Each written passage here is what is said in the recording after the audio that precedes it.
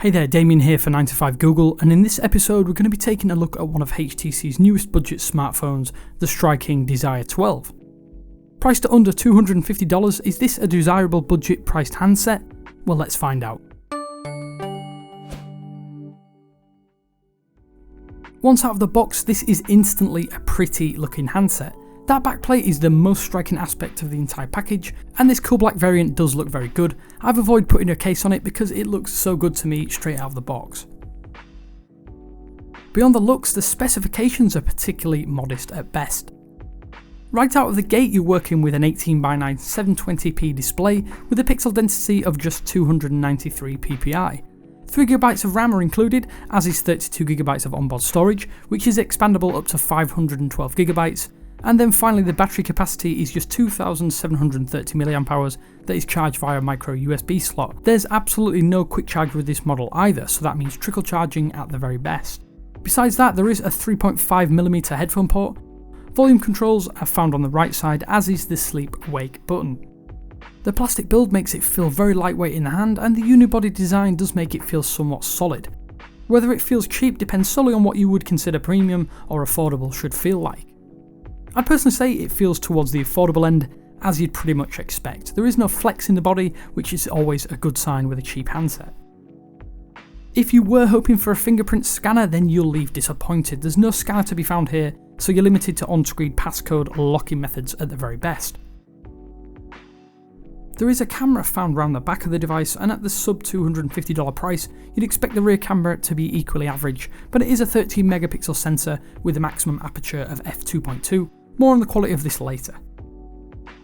Let's talk about the internals then. HTC have put a quad-core MediaTek MT6739 CPU, clocked at 1.3 GHz as the main engine of the Desire 12, but have opted to run an almost stock version of Android 7.11 Nougat straight out of the box.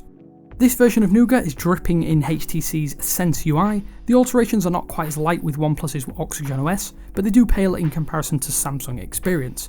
It's kind of a nice happy medium that doesn't get in the way so much as it slows down the usability of this device. The problem is you'll notice the sluggishness before you've even installed an application. The main navigation menu seems to be creaking under an invisible strain of just pulling up your app drawer. Not a great experience. After this initial scare, you will see things begin to pick up with the OS. I've no idea where this is the case, and I've always been a fan of installing Nova Launcher, but after doing so, things do feel instantly snappier. The problem is that app switching becomes a real chore with that 3GB of RAM. If you do it a lot, you do see stutters and hang-ups quite frequently. I'm not personally sure if this is an issue with RAM management or simply the CPU not being up to scratch. Once you load up a few games, then this lack of power becomes abundantly clear. If you want to play the latest mobile games, then I would maybe suggest sticking to another device.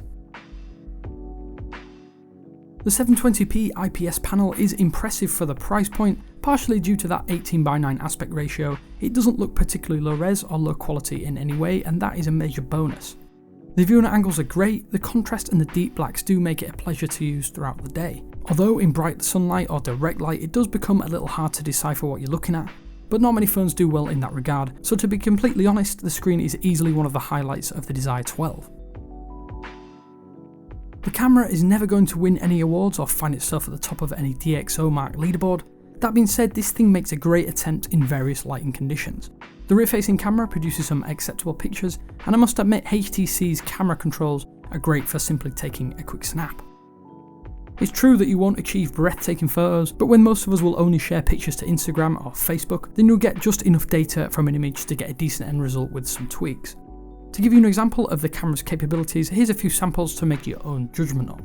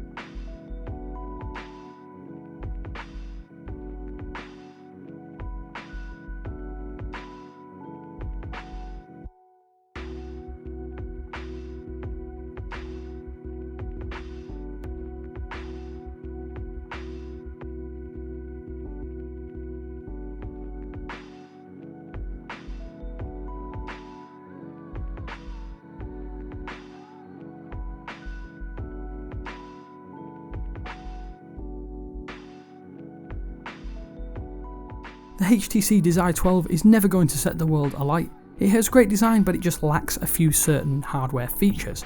It's inexpensive, and despite some nitpicking, isn't actually a terrible device.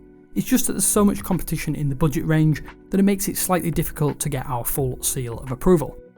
If you'd like to read the full review, then visit the link in the description, and for more Google and Android related news, please visit 9to5google.com.